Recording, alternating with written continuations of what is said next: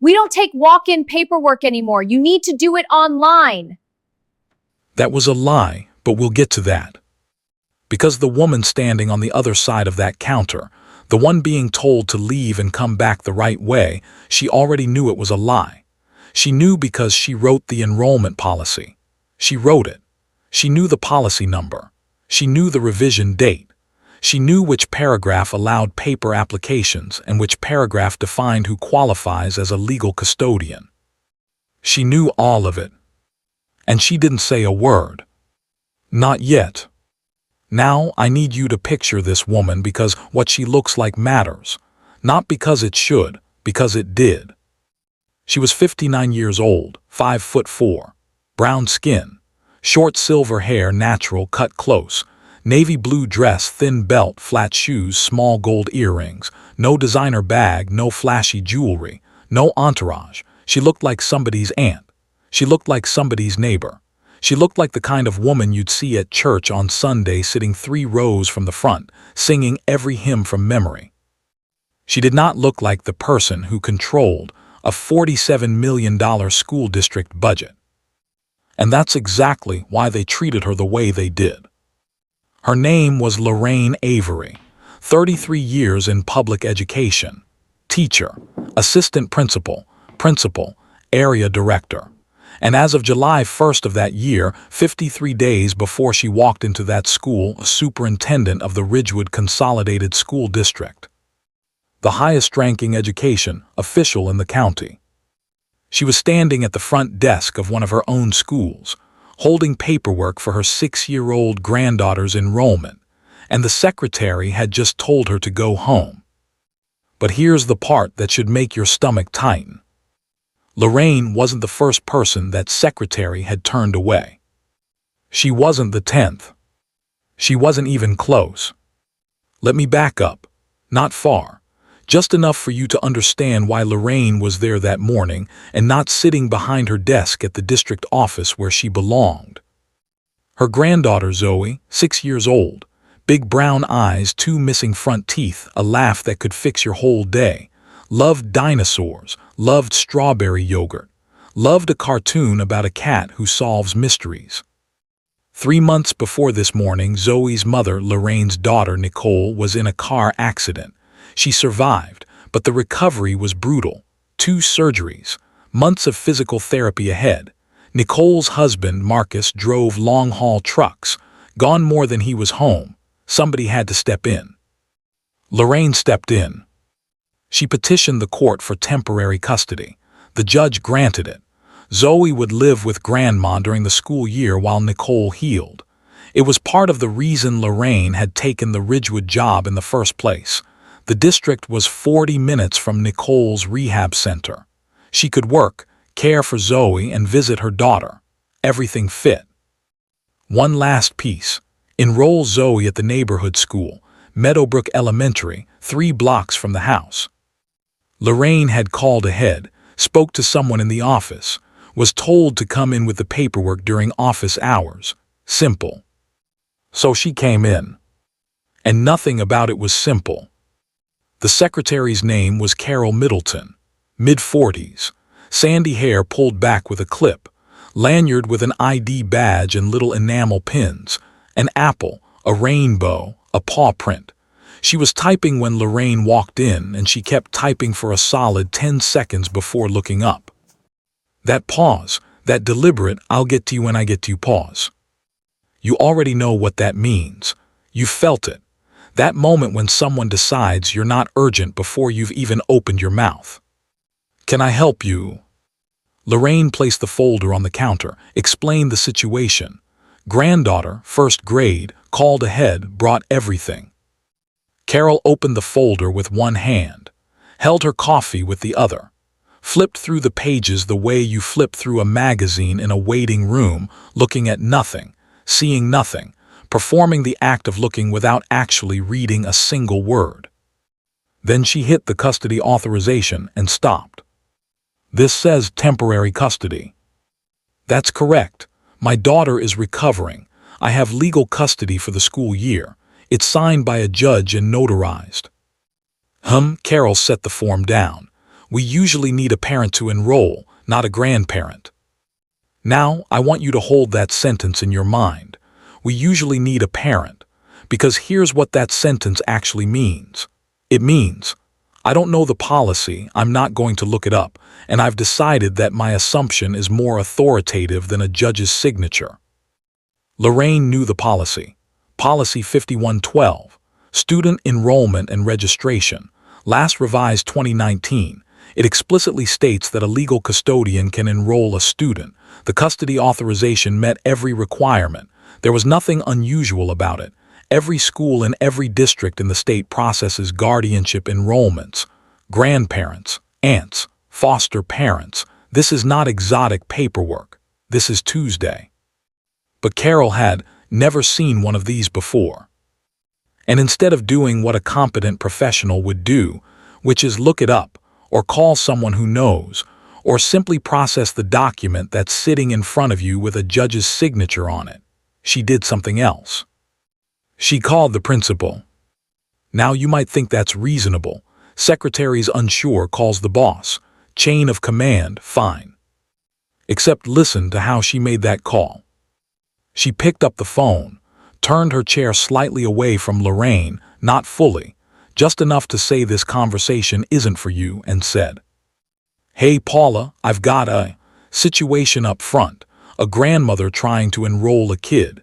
She's got some kind of custody paper, but it's temporary and I'm not sure I've never seen this kind of thing used for enrollment. Situation, some kind of paper, never seen this kind of thing." Every word chosen to frame Lorraine as the problem, not the process, not Carol's own lack of training. Lorraine. She hung up, turned back. "The principal will be up in a few minutes." "Thank you," Lorraine said. And she stood there, at the counter, waiting, while other parents walked in, were greeted warmly and handled without delay. One mother dropped off a form and Carol said, "Hey Lisa, how was your summer?" First name basis. Bright smile, full warmth. Lorraine got silence and a counter between them. 6 minutes passed. The principal appeared. Paula Greenfield, 52, blonde bob, reading glasses pushed up on her head, floral blouse. She walked in with the energy of someone who had 12 things to do and did not consider this the 13th. She didn't speak to Lorraine first. She spoke to Carol. "What have we got?" Not who's here or how can I help this family. What have we got? Like Lorraine was a package that needed sorting. Carol handed over the custody form. Paula skimmed it. Fast. The kind of reading that isn't reading, it's confirming what you've already decided. Then she looked at Lorraine. "Mrs. Avery." "Mrs. Avery, so your daughter is the child's mother and she's incapacitated. She's recovering from a car accident. And the father? He's a long-haul truck driver. He consented to the custody arrangement. It's in the court order." Paula flipped the form over. Nothing on the back. She looked disappointed, like she was hopping to find a reason to say no, and the document wasn't cooperating. "The thing is," Paula said, "we have a process for this kind of situation. Usually we'd want to do a home visit, verify the living situation, make sure everything's stable." I need you to hear that word. Stable. Said to a woman standing in a pressed navy dress with a folder full of certified documents and a judge's order. Stable. As if there were some question. As if the brown skin and the simple clothes and the grandmother not parent situation had introduced doubt where none existed. Lorraine could have lost her temper right there. You might have, I might have, but Lorraine didn't operate on temper, she operated on precision. "A home visit is not part of the district's enrollment requirements," she said. "Policy 5112 requires proof of residency, which I've provided, and legal documentation of custodial authority, which I've also provided. Home visits are conducted by the Family Services team in cases where there are child welfare concerns. Is there a child welfare concern here?" That question landed like a pin drop in a cathedral. Because there was no child welfare concern, and Paula knew it. And now Paula knew that Lorraine knew it, and now the air in that front office had changed. A grandmother who cites policy numbers is not a grandmother you can redirect with a smile and a suggestion. But Paula tried anyway. She laughed. Not a big laugh. Not a mean laugh, exactly. One of those short exhales through the nose, the kind that sounds like amusement but is actually condescension putting on its coat and walking out the door. "Mrs. Avery," Paula said, and she slid the folder back across the counter, the entire folder, all 6 documents, the birth certificate and the immunization records and the judge's signature, and 3 months of a grandmother holding a family together. She slid it all back like a returned library book. "I think what we need is for you to go home, go to the district website, fill out the online form, and let the system work the way it's supposed to. These documents are a lot, and I'd rather have everything go through the proper channels. These documents are a lot. Your honor's signature is a lot. Your organization is a lot. You are a lot." Lorraine looked at the folder on the counter. She looked at Paula. She looked at Carol, who was nodding behind her desk, a vigorous, satisfied nod, the nod of someone who felt vindicated. And then from behind Lorraine, Carol's voice, not directed at her, but pitched at exactly the volume meant to be overheard. "I don't know why people can't just do things the normal way." People. Normal way. You hear it, right? You hear what's underneath those words. You've heard them before. Maybe aimed at you. Maybe aimed at someone you love.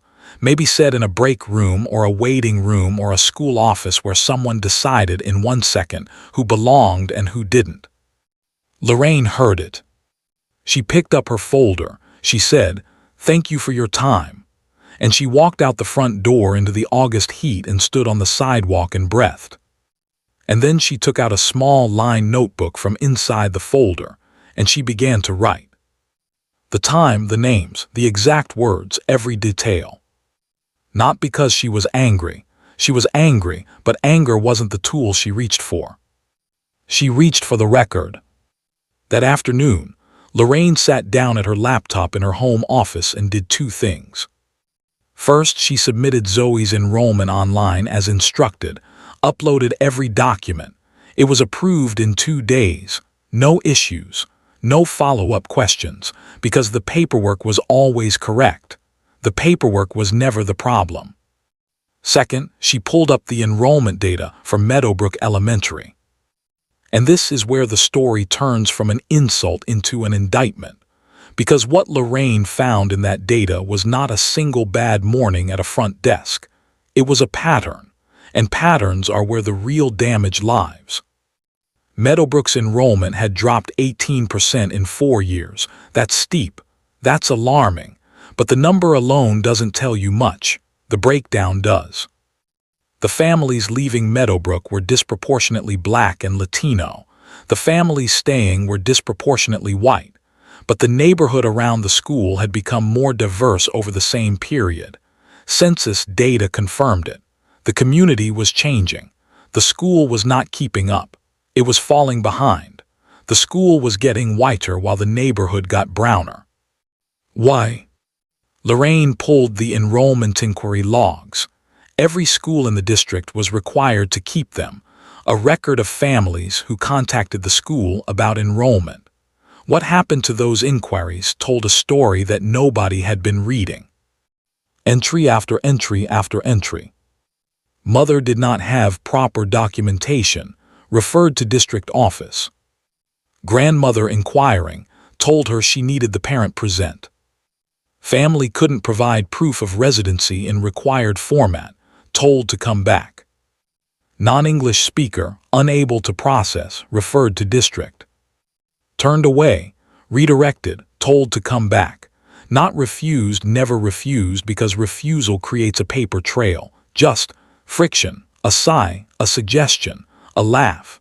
Small, deniable increments of discouragement applied at the front desk until the family decided this school wasn't for them. Lorraine counted. 47 families over 4 years had started enrollment at Meadowbrook and never finished. She tracked them. 31 enrolled their kids at other schools, some farther from home, some in other districts entirely.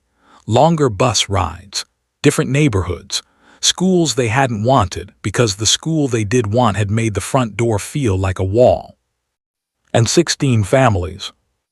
16 families hadn't enrolled their children anywhere. 16 kids not in school. I want you to sit with that number.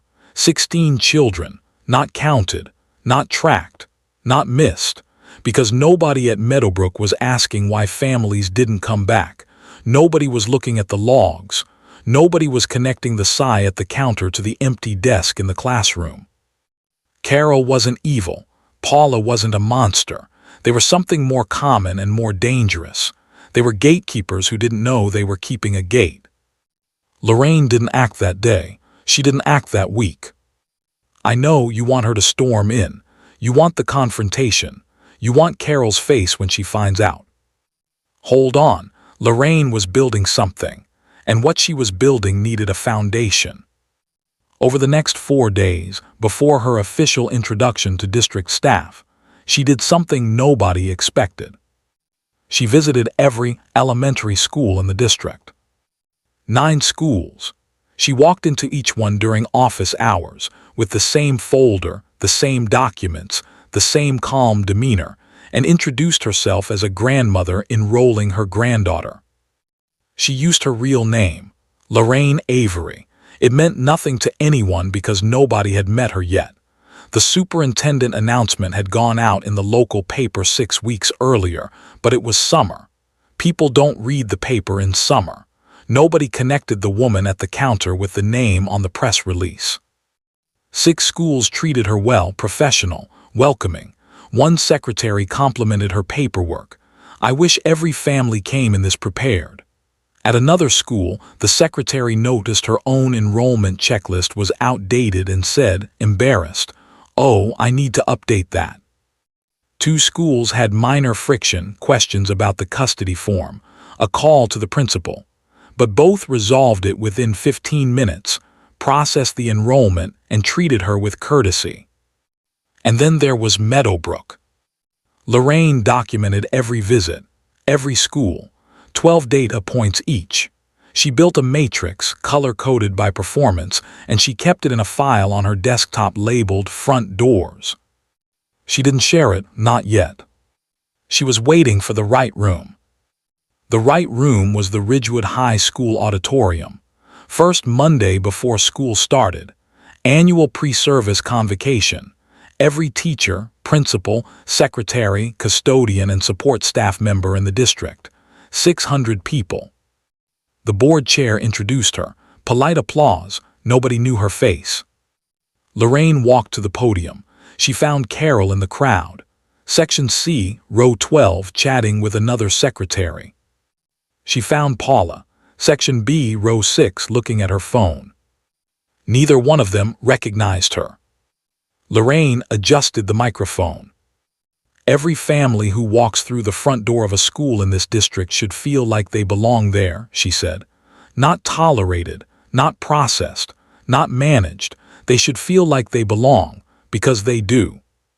Pause. I know what the front door of your school feels like. I know because I've walked through it.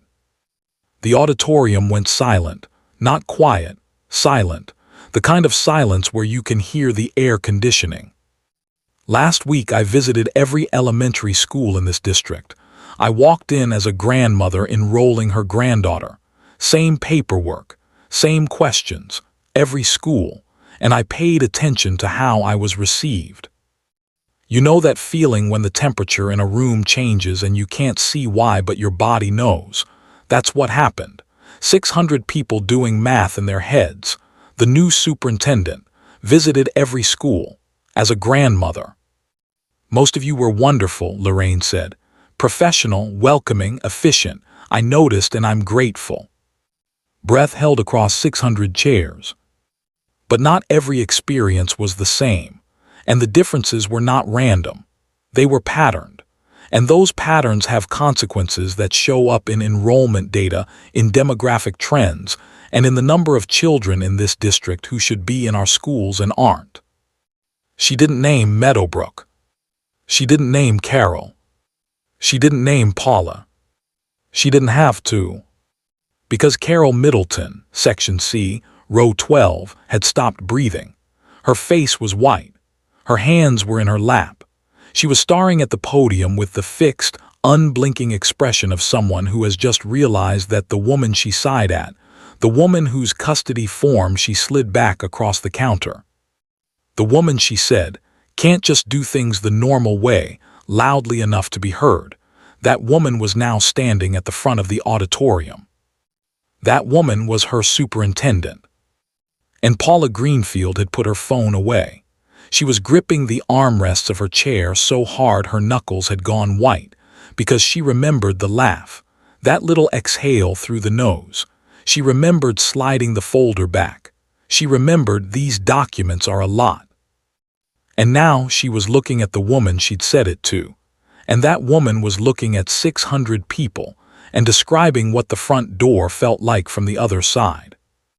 Lorraine didn't burn them. She could have one specific anecdote, one detail, one let me tell you what happened at one of our schools, and the entire auditorium would have known. Carol would have been finished. Paula would have been humiliated. Lorraine didn't do it. Not because they didn't deserve accountability. They did. Because public humiliation changes the news cycle, it doesn't change the system. And Lorraine was there to change the system. The following week, she went to Meadowbrook, not to Carol's counter, to Paula's office. She sat in the visitor's chair with her blue notebook. Paula was braced for war. She'd spent 7 days preparing justifications, rehearsing explanations, telling herself a dozen stories about why what happened was reasonable. Lorraine didn't start with the counter. She started with the data. She showed Paula the numbers, the 18% enrollment decline, the 47 families who started and never finished, the 31 who enrolled elsewhere, the 16 who enrolled nowhere. 16 empty desks, 16 kids. Paula stared at the spreadsheet for a long time. I didn't know, she said. The enrollment inquiry logs are maintained by your front office, Lorraine said. They were available. Nobody was reading them. We're busy, August is. I've been a principal.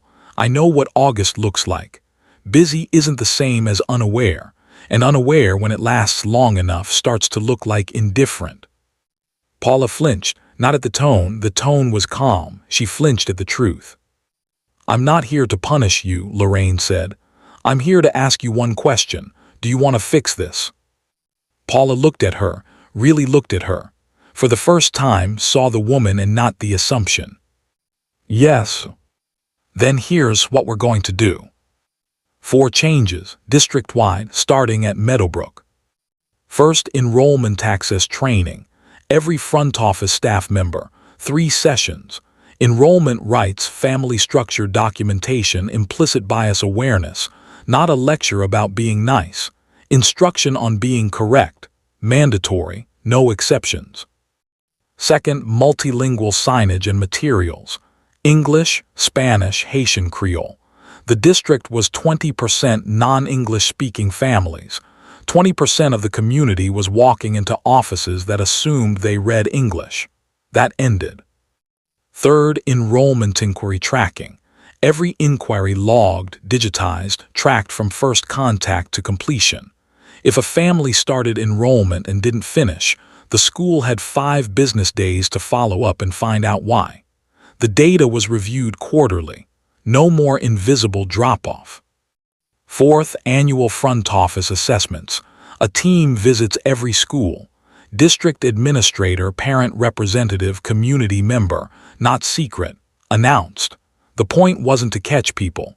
The point was to set a standard and hold it. These changes didn't make headlines. They didn't go viral. They went into binders and training manuals and policy documents. Boring. Essential. The kind of infrastructure that actually changes what happens when a grandmother walks through a door. Carol Middleton was not fired. I know some of you want that. You want the dramatic reckoning. You want her marched out of the building. But firing Carol would have solved nothing. Another Carol would have replaced her because Carol wasn't the disease. She was the symptom. The disease was a system that never told her clearly, specifically, with consequences that what she was doing was wrong. Carol was required to complete the training, pass a certification assessment, go on a professional improvement plan with quarterly reviews. And Lorraine did one more thing. She assigned Carol to work with the district's family engagement specialist on redesigning the front office enrollment experience at Meadowbrook. Carol wouldn't just learn the new system. She'd help build it. She'd interview families who'd been turned away. She'd hear their stories. She'd sit across from them with no counter in between and learn what the front door felt like from the other side. Carol resisted at first. Stiff posture, clipped responses, the defensiveness of someone who hasn't yet accepted that what they did was harmful because accepting it would mean rethinking everything. Then she met Renee. Renee Gutierrez, 28, home health aide, had a 4-year-old named Diego. She'd come to Meadowbrook the year before to enroll him in pre-K. She spoke English but not fluently, and when she'd arrived at the front office, she was told the forms were online only, that her birth certificate from Guatemala wasn't recognized, and that she should probably check with the district. Renee went home. She was embarrassed. She enrolled Diego at a school in the next town, 20 minutes by bus, 2 buses to get there, 2 buses to pick him up, 90 minutes added to her day, 90 minutes she didn't have, taken from her by a woman behind a counter who couldn't be bothered to look up a policy. Carol sat across from Renee in a conference room. No counter, no desk, just 2 chairs and the space between them.